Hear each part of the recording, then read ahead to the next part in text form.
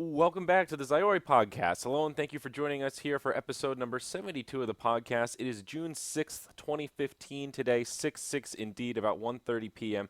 here on the Pacific Coast. I had a woozy of a morning thinking about getting up in yoga. I got to get in shape for TI. I'm ready, at least mentally, at least that's what I'm telling myself.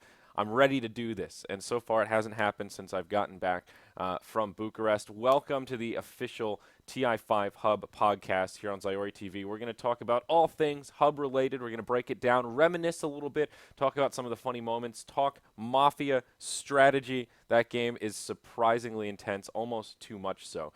And then we're probably going to open it up to a little Q&A. Feeling a bit disorganized today, and I really did oversleep. I found out my tablet was stuck in Bucharest times, and that really screwed with me. I didn't look at the AM PMs. I thought I was getting up early when really I was already late, and then I just slept through everything. So I rolled out of bed. Then I said, hey, you know what? I'm going to play a pub this morning. I'm feeling it. I'm in the zone. I was not in the zone. I played like ass, but my teammates played equally assy and or worse. And it was a back and forth classic 3K matchup where everyone's just going all over everyone, diving one side, diving the other, overcommitment after overcommitment. And then our Slark got mad because I killed a few of his creeps to try and finish my soul booster, and then he decided to go AFK. So we had Shadowblade, BKB, that little Silver Edge bullshit, and he just farmed and tried to split push, and then he died a lot because it turns out he was not only a troll, but he was also actually quite bad. So I got a little tilted, and then I sat down and said, whoa, it's time to pump the brakes. Let's do this podcast. Let's get in the zone. Let's channel it. Let's flow it and remember all the good times that we just had.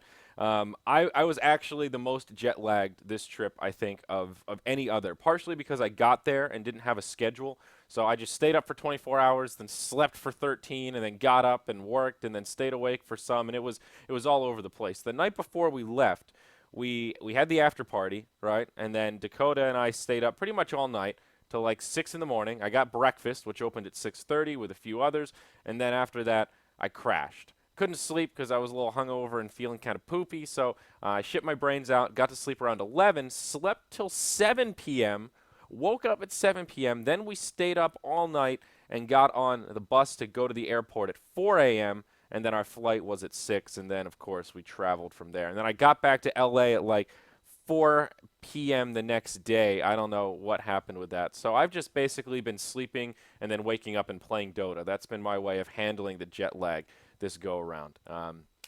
It's felt pretty good, you know. So this hub was really fun. I want to start from the beginning, the kind of broad stroke perspective of what happened, and all I have to compare it to is last year, because that's the only TI environment that I've really been involved in at all, and the only two that we've had hubs. I think I was pretty vocal about how I didn't like the EU hub versus America hub, the whole concept of team versus team, A and B, which one's the A, which one's the B, which one's better, and it's kind of annoying, honestly. That whole dialogue is very distracting from what the event should be about, which is the teams, the personalities, the fun environment, all the cool positive stuff that we're growing this crazy prize pool. These are the qualifiers for the biggest tournament in history. That's a true statement now. We finally breached that level of prize pool thanks to that last chest, you know? So I was really happy to hear that the plan this year was bring it together. I don't think last year was really labeled as a failure, but I don't know that it was labeled as a huge success, given that it did lead to a little bit of extra toxicity. I think it was good to combine the two styles. It felt like, you know, we had the bisexual hub. You know, you get the best parts from both sex. We had the awesome serious studio casting. We had the wows and the LDs and the Tobys and everybody screaming and getting hype with the good analysts like your Merlinis and your Cinderins. Then we had the fun stuff. We had girls there on the stream. We had Mortal Kombat. We had fish. You know, we had beanbag chairs. Everybody was just there shooting the shit, having a good time. So it was good to have that balance. The only thing that sucked about the setup itself was the way the kitchen was positioned, because we had these audio issues where people just want to have normal conversation in the kitchen, and then it would carry over to the stream, and it just turned into this cacophony of horrible sound with a bunch of people having 5 different conversations, all kind of yelling at each other. The audio wasn't really quite segregated the way it needed to be, and that was just a limitation of the fact that the PGL studio is just a big apartment, really. I feel like we made the best out of what we were given, if that makes sense. So one question that popped up a lot through Twitch chat and just in general was why Romania? A lot of people were asking if we were in Sweden. They were surprised that we weren't in Sweden at James's house again. And really, the key thing was like a neutral location. Everybody agreed that this event should be, bipartisan, so to speak. It shouldn't be specific to one studio. It is all of the top Dota talent coming together to do the TI5 qualifiers, right? And we knew if it was at the BTS house or the Joint Dota Studios or the Good House, it is just going to unnaturally be branded that way. Even if there aren't logos all over the place, people still know where we are. And it still is, this is the good studio sponsoring the hub, that kind of a thing just sort of naturally pops up. And we just wanted to avoid that. So we found this great neutral location, the PGL studios. They do a lot of Counter-Strike work, and it really was a great setup. They had two smaller studios and then one large one for 4 or 5 people. Multiple camera shots, a full switching setup, everything was pretty top-notch, honestly. Their gear was really good. In general, I thought the production flowed very well. We didn't have any bad tech issues. They're protected through DDoS and all that kind of stuff, or from DDoS rather. They're pretty cautious. They're a pretty heads-up studio. They know what's going on. Per usual, the studio didn't know too much about Dota 2, and that's a problem that we keep bumping into. Obviously people are learning about Dota, so that's good, so this will be less of a problem in the future, but it's really hard to do a top-tier production specific to a game when production doesn't understand the game. Instant replay is a perfect example of that. There were more than a couple of times when they would try to go to a replay and it would be a bad time for the replay, or Roshan was about to die, or it was a moment that wasn't really worth the replay. It's like, oh, look, somebody just got picked off because they were too far forward. Let's see it again. He was still way too far forward. Wow, not every kill is replay worthy, and that's a judgment call, and it's hard to make that judgment if you've never really played Dota 2. It seems obvious to those of us that watch the game and talk about it, but to people that are really inexperienced with how the game works and the nuanced mechanics, they just have no idea. It would be like if you asked me to do instant replay for Counter-Strike. I guess that's a little easier since, a headshot. Let's check it out again during the break because there's a break between the rounds, so you can always just show replays, that's a silly aside. Anyway, the PGL studio was just nice. It fit the bill that it was well positioned in terms of it had 3 specific studios, a lot of places to run multiple streams, a spot to hang out for the couch stream. It worked out on that front. It was a neutral location. They really wanted to do something in Dota. I think they see that as like a market that they would love to break into, but haven't really known how because they've been Counter-Strike people, and it's hard to just jump into a new scene when you don't have any contacts. Just be like, hey guys, hey there, I got some studio gear if you want to. Anybody? No? Oh, okay. You just kind of stick to your own. I get it. I'm not one of them yet. So it's a little bit tricky. You need that in or some kind of a way that you can get everyone's attention and show them what you can do. So I think it worked out pretty well for PGL, and I liked their support staff a lot. We ordered food from just like a local takeout place, and it was pretty funny. We just passed the laptop around, you paste it in Skype, and you write your name, and then they bring the order in, you just have a little box that says Zyori, and you go, oh, sweet, my penne pasta with mussels. Awesome. That was my favorite dish, I think. I tried it with the spaghetti with the red sauce and the mussels, and the penne with a nice wine garlic sauce and the mussels. I really like mussels. I ordered it once, and in America, if you are at some cheap takeout place and you order a dish like that, you may get like 3 mussels. It happens sometimes, and okay, don't get the mussels from that place. But oh boy, this thing was loaded up with mussels. It was like a seafood heaven. They really have a lot more seafood in Europe, which I like. Toby told me one of his secrets to not getting sick when he's at an event, when he's traveling around, is that he avoids seafood. That's his go-to. I'm like, well, Toby, here's the problem. I really like seafood. I had smoked salmon almost every day for breakfast.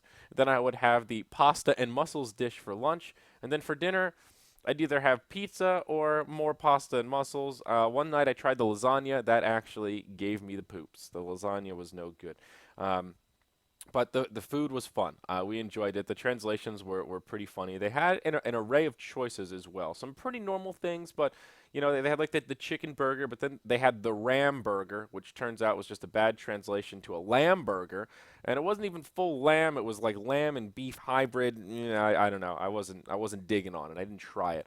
But in general, I thought the food was pretty solid. It was very convenient at the very least. It was also really nice staying at a hotel that was within walking distance to the studio. That's actually a big thing for me now when I go to events. It takes me back to MLG Columbus 2013. I did that one on my own dime. I just went and I got hooked up with a VIP pass. So I used timeshare points. My family owns a timeshare. We trade some of them in for points. You could stay at hotels. It's cheaper, whatever. Right? I got a bargain on a Sheraton that was like a mile and a third away from the venue. I'm like, oh, a mile and a third. Well, I'd rather walk a little bit than have to pay like twice as much for a hotel. That's a true statement. I would rather do that, but it really sucked. I missed not a cast, but an opportunity to be on the couch on the first night because I was waiting around. It seemed like they weren't going to use me. I went back because I was hungry and tired. I got some food. I was just about to eat it. I get the message, hey, can you be on the couch in 10 minutes? I'm like, how fast can I run? So I quick get dressed, throw on my boots, throw on my coat. I book it to the venue. I get there. I'm like, I'm ready. I'm here. And I look over. They're already on the couch, and they're already talking. I'm just like, oh, for fuck's sake. And that was the last one of the night. So then I had to walk all the way back to the hotel, another mile and a third, so that I could enjoy my warm, delicious dinner. That was a particularly bad and extreme experience that I put myself in. But the point is the same. I learned my lesson, and that was when I realized proximity to the venue is a priority for me, and I need to continue to make this a priority. So it was really nice that we were literally like 4 or 5 blocks away. I don't know how you put it. It was a very close walk. It's like a 3 to 5 minute walk. You're just cruising around the streets. And I was on the Asia shift. I did all China for the first one, then I did all SEA for the second one when it switched sides. So I was always up at weird times. I was the one that was like, I would go to bed maybe, let's see, 2 in the afternoon, 3 in the afternoon, and then I would wake up at like midnight or 1 in the morning, somewhere around there. Then I'd get up and fuck around for a few hours, then head over to the studio, and I'd have to start working at like 4, 5, maybe 6 if games started a little bit late. Weird schedule. So I'm just like walking around the streets of Bucharest by myself at like 4 in the morning. And I'm not going to lie, there were some times where I said to myself, my internal dialogue is going, maybe you should be a little more nervous right now. You're looking around, you see some rundown buildings, you're in Eastern Europe. As an American, this can be a little bit scary, but truly it wasn't. I was pleasantly surprised at how friendly Bucharest seemed. It was very, very safe. I know, like I always have said about Stockholm, like it's a very safe city. Like I've been there multiple times. I've been there in the deep of night at weird times, walking around the streets, and it just at no point did I ever feel like I was in danger. I never felt like I was going to get mugged. I didn't even really see that many shifty people. And I felt the same way here. I'm just walking around, just kind of cruising, and everyone's just looking at me. They give me the look like, that guy looks a little different. Where are you going, number 48? But I can't understand what the fuck they're saying anyway, so it doesn't really matter. But it was really quite fun. I enjoyed being able to walk around, get a little bit of fresh air. And honestly, there's something about being up at like 4 in the morning when you know there's a ton of people in the city, but the city's kind of dead, and you're just cruising about, and there's just so much around you, but it's so quiet. It's kind of cool if you think about it. Getting a little hipster with it. We also had a nice balcony with a beautiful view over the city. I posted one of the pictures on Instagram. Come on, guys, get on Instagram, and then you can see what I'm seeing, traveling the world and looking at pretty pictures of Romania. It's exactly right. So, since we're on the topic of the schedule, I want to talk about the schedule a little bit. When I first saw it, I don't even know if the schedule was ever made public, but when I first saw it, I was very happy with the amount of games that I got. The streams were segregated into Sans, which was number 1, the one with the fold panel, the Yasha, which was like the secondary with just like an efficiency setup, like our upstairs studio, just 2 casters, and then there was the Scotty studio, which was really just the leftover. We didn't really use it that much, just if needed. And then we had a ton of people on the couch, and the couch was kind of like James and Trance territory. Like the McQuanis and Amy, they brought them in and they organized that whole thing. They made the schedule for it. There was really no schedule for it. And the rest of us were in charge of the schedule for casters and pairings and that kind of stuff. And I think it worked out well, but it didn't go according to plan, and I'm glad it didn't go exactly according to plan. Basically, we got the schedule of how games were going to be cast pretty late, or in terms of how they were going to be played. So we didn't have much time to actually make a schedule. We threw something together that actually looked pretty good. and it was pretty top heavy. Like the best casters were casting the most on the mainstream. It wasn't a very even spread. There were some casters that were like only on the secondary stream, and I was really hoping it would be a little bit more of an even spread. It was one of those things that I don't want to complain about it too much because I like that I've got a lot of slots on the Sanj stream, but at the same time, it's the fucking TI qualifiers. Like, if, to me, this is a time when we should be doing some fun stuff. You know, the games aren't as top tier as what's going to be at the event. It's a little bit secondary to TI itself. This is a time to experiment. It's not very often we've got all three of the studios that are usually kind of at odds with each other, competing for contracts, all working together under the same roof, all, you know, doing the same thing with a common goal. I think that's cool. I was never scheduled to cast with Toby or Durka or Shane or any of these people that I'd never get to cast with, but guess who I ended up getting to cast with? Toby, Durka, not Shane, but still Toby and Durka, and that's you wouldn't expect that. And I wouldn't say that it was the top tier, like, great, Toby Zyori for the TI finals. I don't mean to say that, but I'm glad that it happened. I think it adds a little bit of spice, a little bit of variety. You know, it lets us show the other sides of our personas. And sometimes when you get to work with other people, those other people pull out another perspective or just give you little tidbits. You go, wow, that's pretty cool. Or you sometimes realize, hey, that's a bad habit that I have that this guy doesn't have. Look how well he's doing at not doing the bad things that I do. All of those things can happen when you cast with new people, and then you get to make new friends, and then you get to talk about things, then you exchange information, and then all of a sudden we understand each other's differences, and then we're really making progress. We're coming together, you know, we're like two peas in a pod, we're people moving on up, and that's how the industry is going to grow, man. We got to come together. Come together. Yeah, fuck the Beatles. That's right, exactly. It was really fun, and I'm glad it worked out that way. And let me tell you why it worked out that way, because the schedule got fucked. Merlini, buddy, you can't travel if your passport's about to expire. I guess he didn't realize that, so he missed the first couple days. He had to get a new passport. He got it expedited, but still, he missed some, and that was why I had to cast with Toby. Day one, we landed at like 7 p.m. We went out to dinner, had orientation, all that stuff. Went to bed around like 10, 11, and myself, Cinderin, Toby, and LD were all on the first shift for Sanj, started at 5 a.m.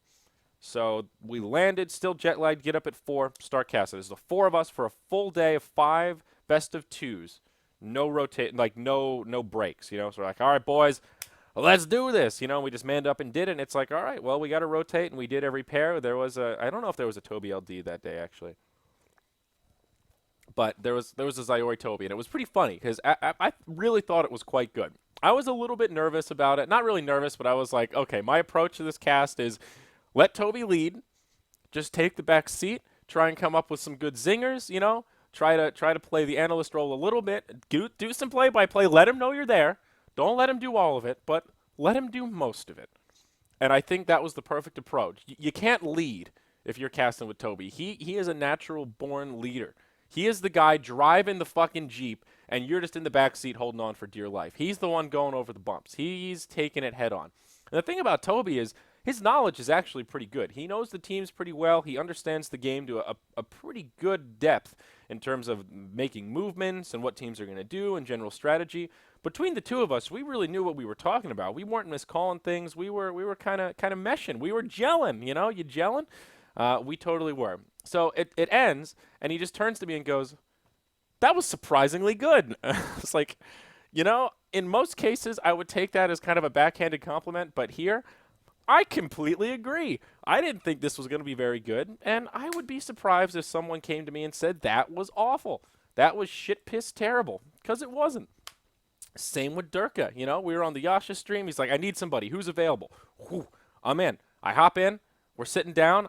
I'm like, do you want to do camera? He's like, not really. I'm like, I'm in. Let's do this. I'm ready to camera. Getting my shit all positioned. We're in there. It was like Complexity versus E-Hug. Complexity rolled him. They just stomped all over him. It was like 2 20-minute games. So we got to just yell and hoot and holler. And I mean, it's pretty. There's not much analysis to do in a game like that. It's like, all right, this team is winning.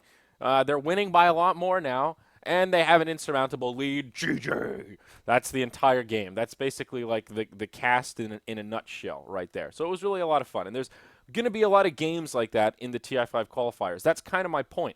There's a lot of throwaway series that are going to be ridiculously one-sided stomps. It's a pretty wide range of teams you got in there, especially some regions more than others. And there was sort of this like this. What's the right word I'm looking for here? Not like power struggle, but just kind of grab to kind of get the good games. And there was a lot of priority on making sure that the best people were casting the best games, so that it was the best for everyone. And it's like, well, why don't we just have some fun with it? Why don't we just calm down?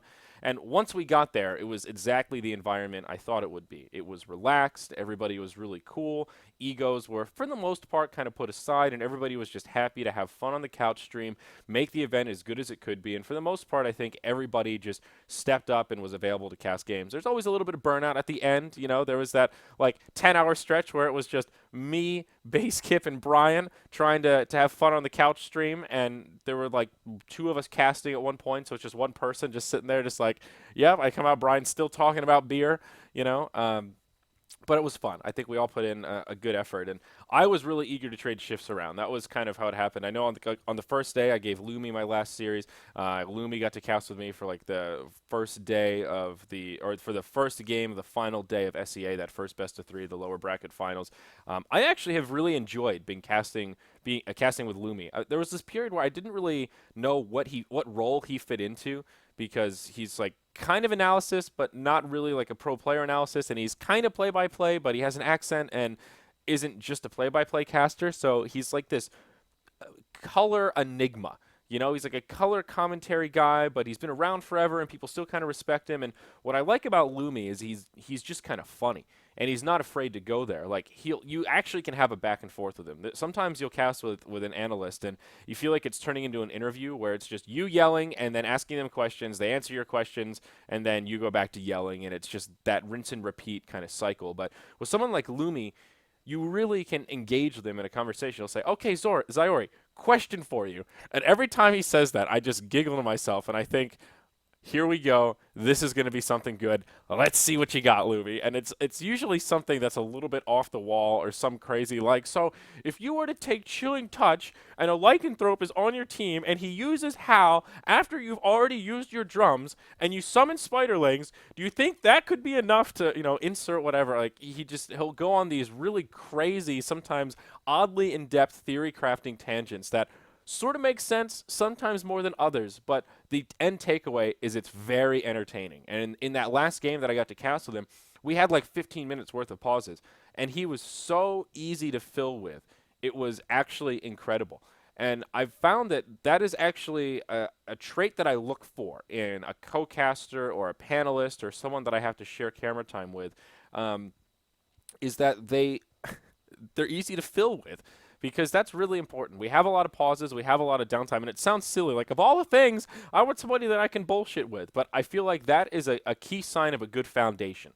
And if you have that good foundation, like someone that you just have a good natural back and forth with, you can build that foundation in any direction you want in terms of how you present the information. And, if you go a more analytical route or a more hype route or whatever it is, if you can just get along well with that person and just kind of shoot the shit, you've at least got something to talk about. And I can't say that I have that with everyone that I've ever casted with. One of the best panels that, on paper, I would say, what are we going to do with that? But it was so easy to fill with was me, Sheever, K-Pop-Tosis, and Base Kip. And it was for SEA Dota, so Base Kip was particularly helpful there because that's like his area. But it was just such an easy panel. I was hosting it, and I barely had to do any hosting. Everyone is just talking a lot, not afraid to take some risks, put out some analysis here, put out some fire there. It was good. I mean, it was very conversational, and sometimes like one of the worst things that I have to deal with as a host on a panel is if you have like me plus 3 more leanies, where everyone is going to be very crisp, very to the point, and then that's it. There's no fluff. There's no real back and forth. It's not as conversational. That's when things get really stale and boring, and that's tricky. That's where I start, like, for me, that starts the inverse snowball where I start to panic and think, shit, I need talking points, and that's when I stop listening, and that's when I get less conversational because I'm thinking so hard about all of the other stuff that I wish everyone else was talking about. But when you have a panel where everyone else is just talking, I can just sit back, relax, and just make it a conversation, and that's when it's fucking super easy. I mean, look at this. Talking to myself for an hour. Should be able to talk to a lot of other people for 10 minutes, no problem. But again, that's why I say afraid to take risks, because I've had that issue where I'm on a panel and I'm afraid to say something wrong. I'm afraid to risk it by putting it out there in case I have my mechanic off, or in case I'm misinformed, or I'm just, someone's fundamentally going to disagree with me and I'm going to look like an idiot when I don't really have a good follow-up. Once you get those nerves going, you lose that confidence, and that's when you just want to make sure everything you say is really spot on. And even if, you don't misspeak at all, but you don't really contribute anything interesting, it's still not really a win, if that makes sense. So, okay, let's talk less about the event itself and more about the funsies on the couch stream. I think it was Hotbid that was kind of really in charge of the couch, with Pyrian as kind of his number one, his sidekick. And I think it went amazingly is really what I'm getting at here. I think Hotbid completely nailed it. I think Ted did a really good job as well. They were really fun with a lot of those games, and I think they're naturals. Like, I think we're getting to this point in Dota in particular, but also esports, where the scene has evolved, that we're finding these little niche abilities that people are really good at. And a good example are Hotbid's interviews. A good example is his interviews. I've heard a lot of people say, like, I want to be an interviewer, and I've watched all of Hotbid's interviews, and I'm trying to make mine like that. And the first thing I say is, don't do that. That is not a good idea. If you want to be a good interviewer, you should look at someone more like Shiver or Ina. They do good classic interviews. They do a lot of research, ask relevant questions. They're kind of chummy with the players. They have the right approach if you just want to be an interviewer. What Hotbid does goes way beyond interviewing. It's a very niched product that he delivers. He's been developing that style for like 5 years. It's not like he just sat down. It's sort of like The Office. It looks very simple and straightforward and funny, but a ridiculous amount of effort goes into those panning shots and the zooms and the faces, and it's all very well orchestrated and planned out. And not that Hotbid's interviews are not off the cuff, because they completely are, but his style it's very subtle. It's not as kind of like mindless, and it's like, don't cover your mouth. Like, he obviously cares about it a lot. That's part of the bit. That's part of what makes it funny. It's a little bit between Two Ferns-esque, but toned down, and then a little more intellectual. And the thing about Hotbid is he knows a lot about a lot of things. Like, he just has a very broad spectrum of things that he's interested in and taken up an active read or an active bout of research. He's a proactive thinker. He knows about a lot of shit. He watches a lot of sports. So he can sit down and pretty much talk to anyone about something. And that's part of what he does. And there was a while where that wasn't a clearly defined niche, and now people want that. He'll probably go to TI to do interviews again. He got to do this kind of a thing, and it all fits into that bubble, this brand that he developed as a person of what he can deliver. And I think this is a good example of a time where he really nailed it with that kind of a niche, and how there are other niches out there. I don't know what they are. I don't know how you figure out what they are, but they exist. You can find them. You can do it. You have the power. You can, like, when people ask, how do I get into esports? You gotta get in there and do your thing, man. You gotta bring something special to the table. I can't tell you what that is, but it could be something. We had a lot of fun games. I think far and large, Mafia was the big hit this go around. Twitch chat was loving it. I was always surprised when Mafia would start. We'd have like 3,000 viewers, and by the end, when you're eliminated, first thing everybody does is check Twitch chat, start fiending. Let's see, who's the killer? I want to know. And you see the numbers. It's like, damn, there's 15,000 people watching us play Mafia right now. That's pretty cool. I'm not good at Mafia. My experience has only been with groups less than 11, and apparently 11 is like the magic number where Mafia is really fun. I've only played with like 7 at the most, with a bunch of super casuals. It wasn't really that crazy. I didn't have any real experience like that, and some of those fucks are insane. Like James and LD and Cap and fucking Bambo are next level good at that shit. Waga's pretty fucking good too. Waga is only good, though, I feel like, because he's hard to read, and he got Mafia so many times that it became unbelievable that he would be Mafia anymore. I mean, it's just like, he was actually Mafia, I think, was it like 8 out of 10 times, 6 out of 8 times, 7 out of 9, some absurd amount like that. It's next level. So you're looking at him just like, God damn it, is he Mafia? I can't tell, because I've never seen what he looks like as a townsfolk, and he's just so damn quiet. It's a really cool game. The concept of it is really cool. it's perfect for that kind of a streaming environment because it's so conversational and it's so back and forth, and you really get to see people's personalities. It's fun playing with other esports people like that, and you really get to see a side of them that it's oddly telling. I think from a true third party perspective, it's a little bit difficult to tell who's like bullshitting, who's having fun, who's doing their character, and who's being more of a real person. In esports, like some people are not doing characters. You know, some people are just fucking people.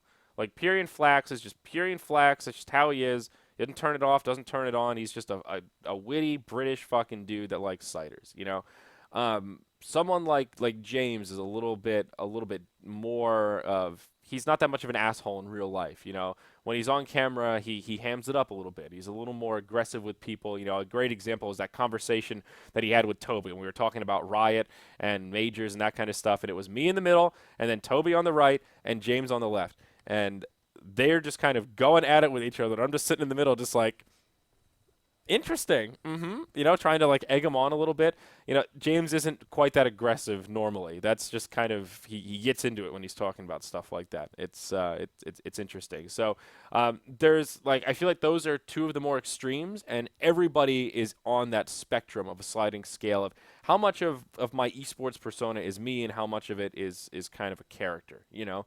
And it's really funny to watch people do Mafia, and there are some parallels. Let's just say Mafia is not that dissimilar to the innards of esports in some degree, where everyone's trying to fish for information. Everybody wants to know what's going on. The more you know, the more you can do with it. But at the same time, you got to be careful. You can't piss people off. You can't reveal your deck. You gotta trade a little bit of info. You know, I'll give you a Pikachu if you'll give me a fucking Bulbasaur. You know, you gotta.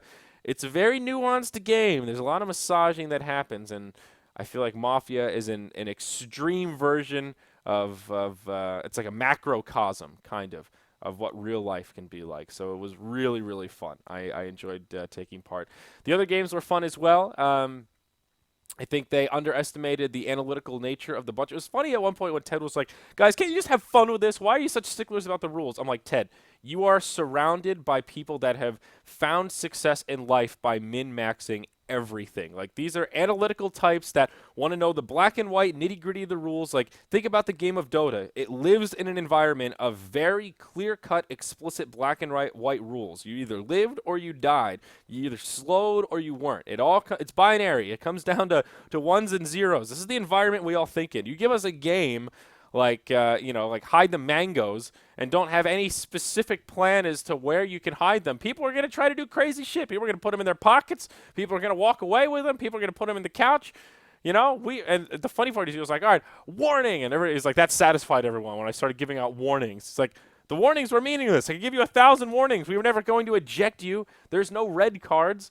You know, and he said it was really funny to see the things that really activated people and the things that appeased them. Like, the illusion of a system appeased everyone. But as soon as it seems like there's no structure to the rules, everyone's just going to keep poking and prying just a little bit to find that little edge, that little bit to max out and try to snowball that over the opponents. You know, watching the card tower, oh my God, dude. That was such a good fucking challenge for two reasons. One, our group suffers from carpal tunnel. So we've got issues with jiggling. Everyone's jiggling. You know, it's like, oh, the cards. We've got a lot of caffeine addicts. Caffeine addicts are jiggling. You know, everyone's like watching LD try to make the card house, and he's like, oh my God, that shit was so fucking funny. I got one to stand up, you know, kind of. I'm a caffeine addict, but I'm a little more still-handed than some of the others. That shit was a lot of fun. And of course, how can we forget the movie scene reenactment bit? This was actually incredible. This was a really good idea, and this one was kind of could have been a backfire. I think it was the biggest gamble.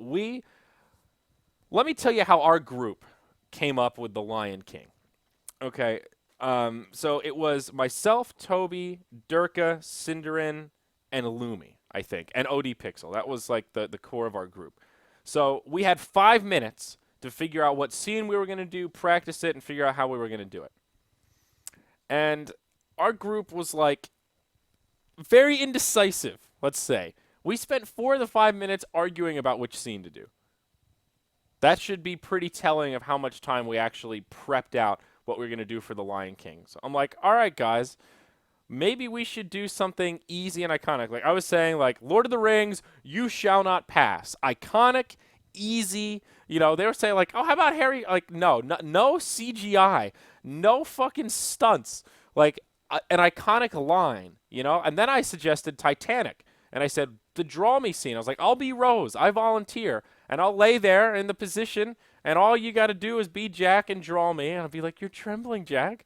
It would be gay, but it would be really funny. You know, we got to do something easy like that where we can just like nail the lines, nail the body positions, and people know exactly what we're doing, and they'll fucking lull. They'll be too busy lolling. You know, that was kind of the plan. So then I was just like, all right, Lion King. That's even more iconic. So then I say that, and I'm thinking, wait a second, I haven't seen The Lion King in like 10 years. I know like the song and the circle of life. I know all that shit, but like I can't picture that scene. You know, like I don't really know what it looks like. Like, all right, there's like a monkey holding up the little baby. There's like a bird or something. He's about to draw some shit on his face. There's all these animals down below the cliff. So I'm like, all right, guys, we'll use the couch. It's the cliff, and then I'll be the lion. And then someone was like, well, how are we going to lift him up? And Dirk is like, I can do it. I can lift him. I'm strong. I've been training all my life for this. I'm like, okay, fair enough. Let's do it. So, you know, when I'm wearing tights, mind you, I wore tights on this day. Sometimes the stars just align. Usually I'm pretty cautious to cover the bulge. You know, if I'm on camera, I'll cross the legs a specific way. I know where the cameras are. I scout it out. It's very nuanced. I'm not just rocking up like YOLO, shaboink, boink. Like I'm thinking about it, and I try to be a little conservative most of the time. And I'm gonna be honest, I was so fucking into The Lion King, I just completely forgot.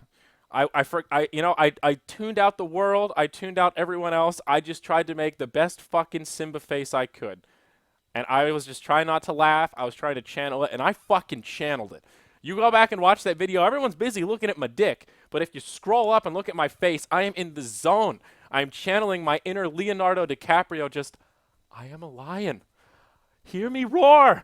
Hear me roar, motherfuckers. You know, I was ready for that shit.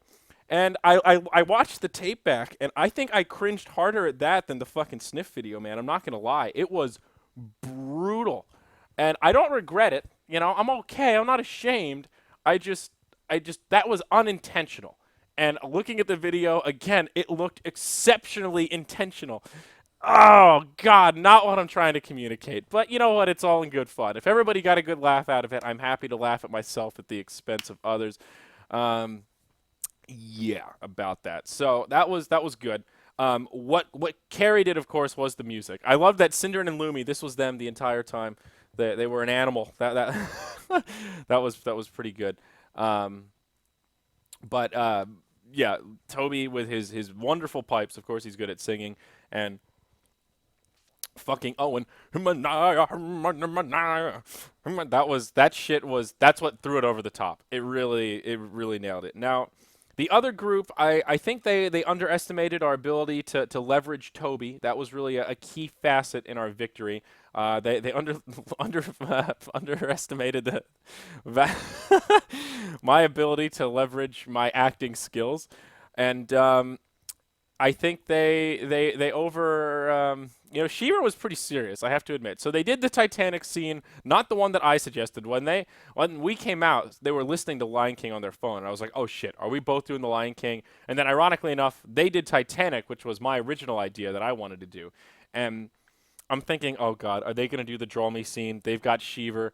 Oh my god, this could actually be perfect. And they did the scene when it's actually a really fucking good scene from Titanic. I love the movie, and I could write a fucking essay about all the, oh god. But it's the scene right after Rose sees that little girl, and she tells Jack, no, sorry, Jack, I gotta stay with Cal, my life sucks, but, c'est la vie, you know? And then she realizes, fuck this noise. I hate that guy. I want to get it on. So then she runs out to the front of the boat. She finds Jack. She's like, I choose you, Jack. And he's like, Rose, that's fabulous. So then he takes her out to the front of the boat, and she puts her arms out. And he's like, okay, close your eyes. Do you trust me? And then she starts flying. She's like, I can fly, Jack, or whatever the fuck she says. Shiva nailed it pretty well. I have to admit. Gods, he did okay. He did all right. But I feel like that scene, the issue with it is it didn't work in the others enough. It was too bare bones. And if you're going to go with that, you need like I don't know. They went with the same approach of singing, which I thought was good. The song feature, but I don't know. You didn't have any good singers, so an innate problem there. Oh God, we fucking nailed it. That was one of my more proud moments in esports when I got to be Simba of the Lion King. So another great part is apparently Simba is a rude thing that you can do to a girl. So I tweeted afterwards again in my acting zone, said I really channeled my inner Simba for that one.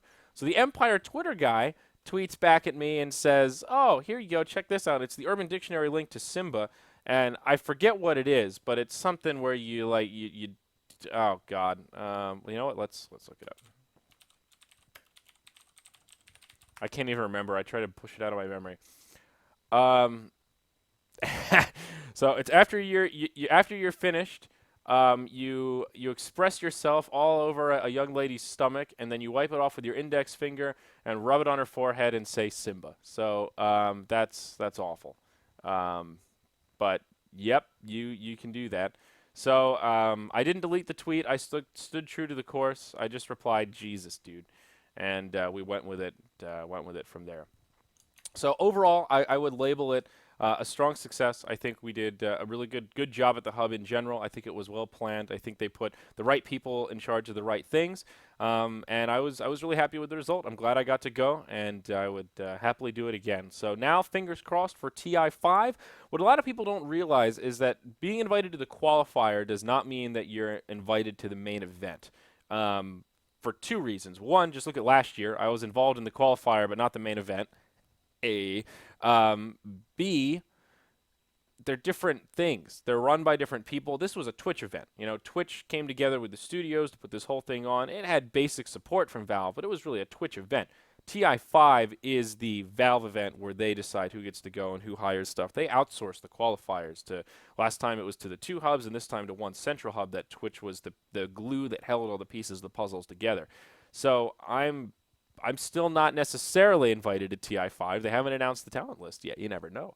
I'm hopeful. I'm not nervous about it, but who knows? Will I be on the main panel at the main event? Will I be casting group stages? Will I be casting at the main event?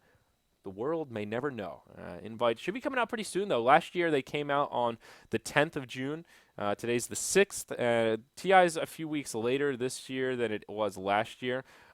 So who knows? I would expect talent invites to come out like within 5 to 20 days, some range about that. So that's exciting. I'm really looking forward to it to see what the plan is, if they're going to expand, if they're going to contract from last year. They really brought in a lot of talent. So who knows how they're going to change things. Their second time, at Key Arena, things could be completely different. But you're the best. Oh boy. So yeah, I think that pretty much sums up everything I wanted to talk about for the hub. Actually got through that a bit longer than I thought it would, about 40 minutes. Wow, very nice. The only other thing I wanted to talk about was stats, just a little bit. And again, this is one of these that I was really passionate about a little while ago and have not been as much so recently since the issue's kind of been dealt with. There were some issues with the stats. We had a lot of stats people. A lot of them were kind of fresh and kind of new, getting their feet wet with the whole stats game. And some casters were less than pleased. There were some instances of casters flaming stats people live in game. And towards the end, I tweeted, I would say you could call it a salty tweet, but the hero left alive on XX HP is not a relevant stat, period. Personally, I don't think that's too incendiary of a tweet. I don't even know. There were a lot of assumptions that were made when I tweeted that. I don't even know who that stats person was. I wasn't even casting the game. I was actually just watching. That was like the third or fourth time I saw a stat like that. And it's just like, as a caster, it's very distracting when stats like that pop up. And it's just not interesting. Every so often you'll have a close call, but it just doesn't matter. Did the guy live? Was it 2 HP? Was it 10 HP? It's not really relevant information. They're just pulling it out of the combat log. I would rather my stats person not waste time on shit like that and put more effort into coming up with really intriguing, thoughtful stats that compare items or, timings across pairings, just interesting tidbits that you don't normally recognize. That's one of the things I love about K-Pop Tosis as a stats guy, is that he he brings up concepts that are very different. Like he'll look at this team has the fastest tier 1 tower kill time of any other team by a factor of 3 minutes. It's like, damn, that's really significant. That's pretty cool. That's very telling of the kind of strategies they like to run. Things like that are way more thought-provoking and conversation starting. Like, I look at a stat as something that should be a conversation starter or a supplement to what we're saying. Like, yeah, it feels like Wisp and CK are really a good combo. You know, one of the most common that we've seen throughout this event. Then a stat pops up. CK by himself has a 40% win rate. With a Wisp, it's a 65% win rate. It's like, god damn. That's a conversation starter. It's relevant to what we're talking about, and it really sparks conversation. So there were some issues. The big problem was there just aren't enough quality stats people out there. And for this event, it seems like it went for quantity over quality. I don't know who actually first interfaced with the stats people. And if there's a stats person, it looks like Modpax is here. Modpax, who is it? Who is the person that was in charge of interfacing with stats people? Like, who gave you guys the go-ahead? Like, who commissioned you? Who was like, hey, stats guys, come on, we want a stats guy for this game, for that game? Because I've talked to a lot of people, and everyone's like, I don't know, that wasn't me. I want to know who the point of contact was so I can talk to them. And it seemed like a lot of the issues we had were communication breakdowns. They're just like, well, if there's things that you look for in stats or don't want, you just have to tell us. If you don't like this kind of stat, instead of flaming our stats people, why don't you just send me a message, and then we'll have them not do that anymore if it's a problem for you. I was like, oh, that's a good point. All of these issues are very easily solved. And I think that was the foundation for basically all the issues we had relative to stats people. From the caster's perspective at the event, for most people there, they had nothing to do with the stats people. They show up, they start to cast, a stats person's there, and all of a sudden you're casting and little speech bubbles are popping out of the side. And if you really don't like it, I mean, stats can be abusable. You can editorialize. There are a lot of things that you can really fuck up with a stat and actually be really distracting. I think the XXHP one is a fairly minor example. It's not that offensive compared to how bad you can really be when you're using things like I, speaking in the first person. You know, when you're being a third person that's trying to attach to the cast, you never want to do that. That's not good.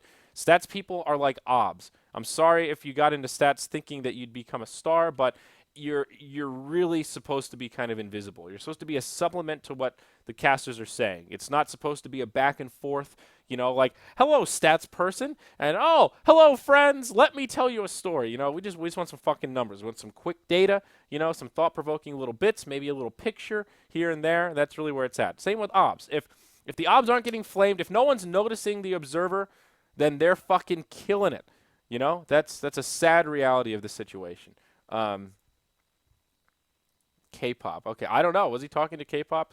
So, you know, because I was told K-pop was not involved with the stats stuff at all. You know, and there was there's a really good document that Brian made, and I might just post it on my website or somewhere. Tell Brian to post it somewhere, and it's a Google Doc right now. But there was some miscommunication about how the folks we sent it to thought it was like private. They were like, oh well, that was from the Summit 3. We don't want to share anything that's BTS with anyone else unless we've expressed permission. I'm like, why? I appreciate the sentiment. Please don't share our data, but for fuck's sake, that was a tool made for everyone. That's like not private at all. That's just, these are good tips on how to do good stats from the stats guy that's worked the TIs. You know, just fucking share it out. Get that info out there. Give people the know-how. Help them help you. You know, all that kind of stuff. So I don't regret my tweet, mostly because it prompted some really good conversation. I talked to the Phage guy for a long while about some of the issues, and I talked to, what's his name, Knoxville, about it for a little while also.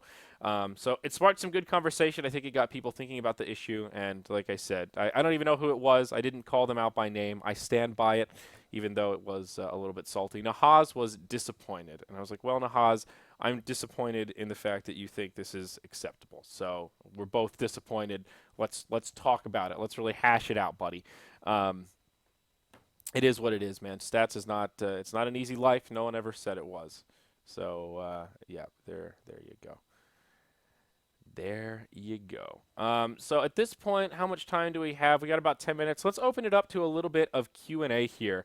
Twitch chat, if you have any questions about the hub, anything else, preferably stuff that is hub related or anything that I've talked to in this podcast, but if you have general questions, we can take that as well. I did want to talk about Darknet stuff, the Silk Road guy. I want to talk about Ross Ulbricht a little bit and the Dread Pirate Roberts. It's a really fascinating story. I haven't finished the Deep Web documentary. I need to keep watching it and finish it up, I think, before I talk about it.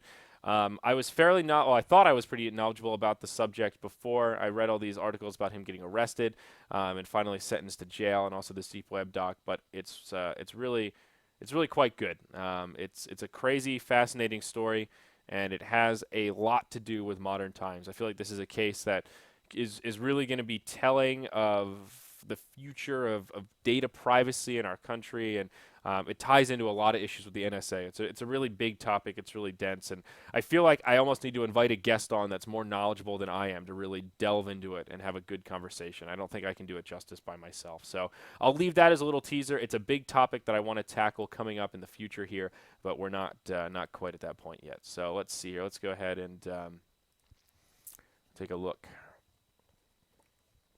Have you offered sexual services to Lord Gaben? I hear if you do, you'll be invited to TI5. I have not. Sadly, I don't have his contact information. So, yep, not so sure about how to make that one happen.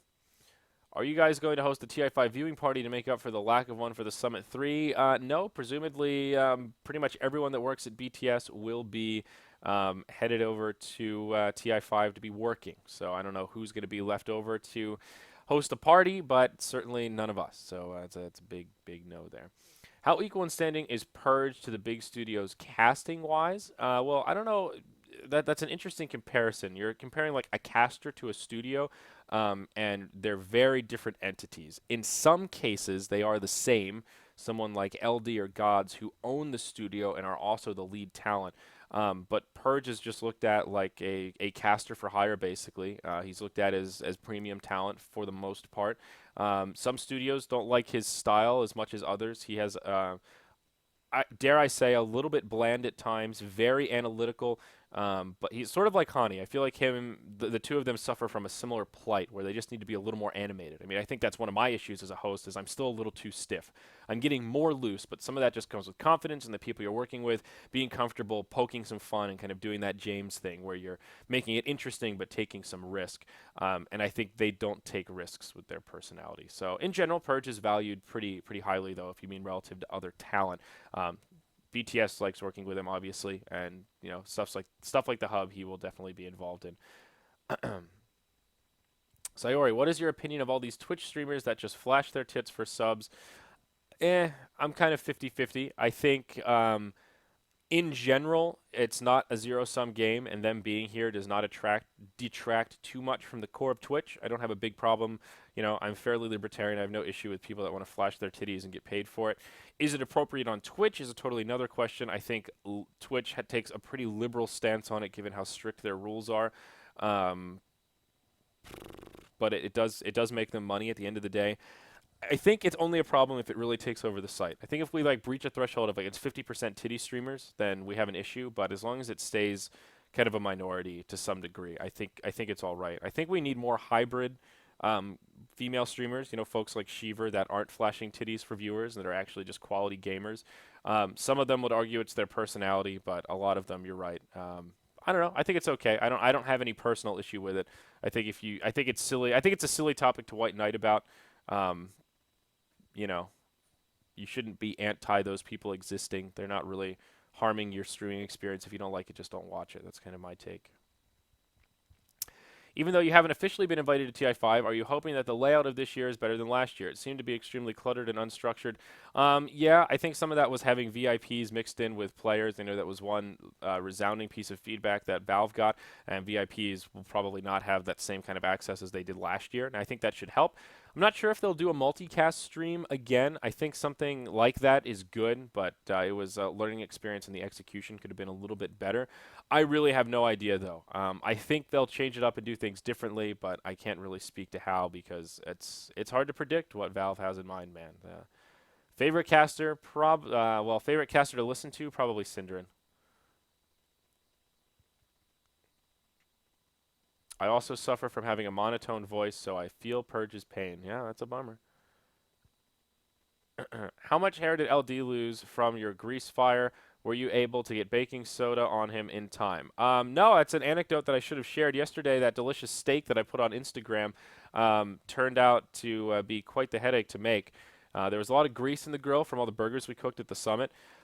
And yeah, naturally we didn't clean it. And we just turned it on to cook some potatoes, and the grill actually caught on fire. The grease was all burned up. So Rob ran out to buy a fire extinguisher. I stayed on guard.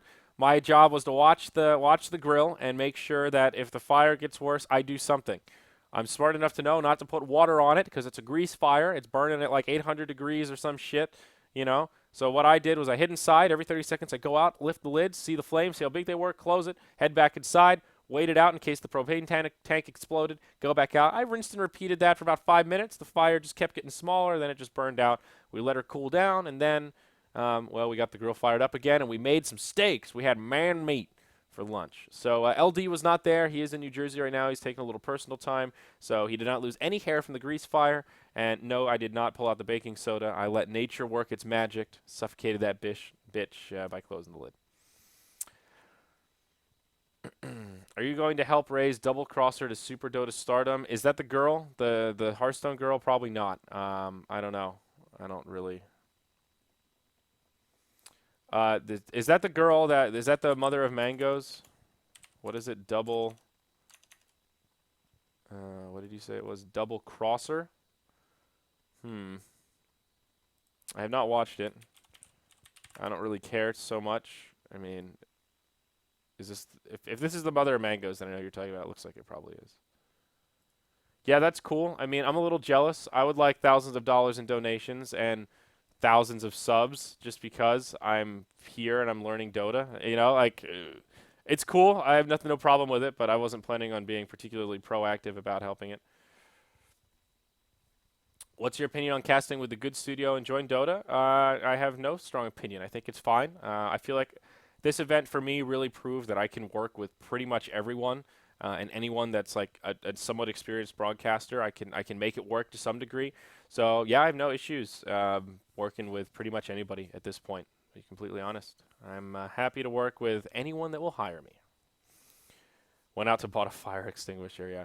How many compendium chests have you opened? If less than 10, why do you hate esports so much? I've opened 5 for the most recent one, if that's what you're talking about, that new mythical chest. I've opened 5. I got all the items. Someone gave me the Lesh set.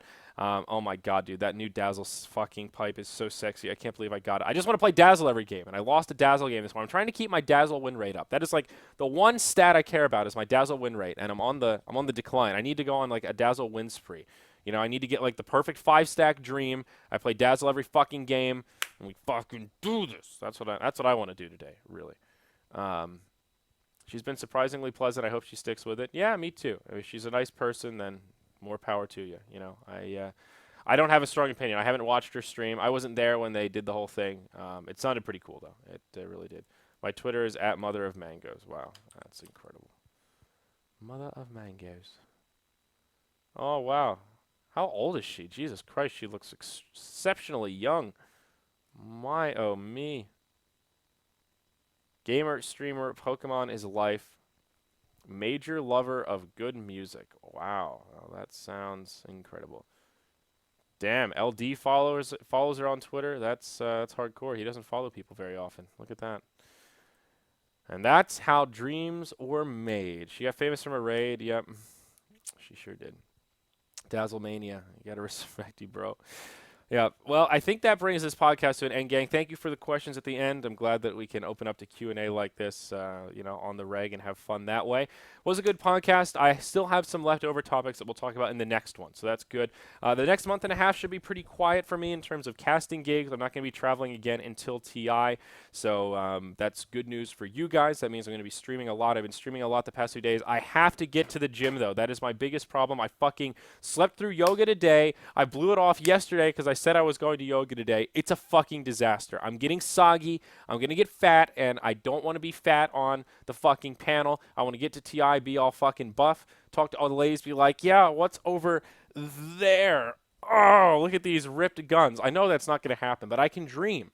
Let me dream. Let me have these positive thoughts because I need it. But I'm going to be streaming a lot, and hopefully I'll be podcasting a lot as well. Just got my room set up again here at the BTS house, and we'll see where the wind takes us. So that's it for the podcast for now. I'm going to stream a few games. I got to pay my debt. I got this awesome Dazzle pipe, and now I got to play with the guy that gave it to me. So we're going to stream that. Hopefully we win some fucking games. And I'll see you guys on the next podcast. Make sure you get at me at iTunes. That's where it's at. I'm going to drop the link in chat as always. But yeah, any subs over on that way, comments, ratings, all that stuff helps spread the good word of the podcast. We'll see you guys next time.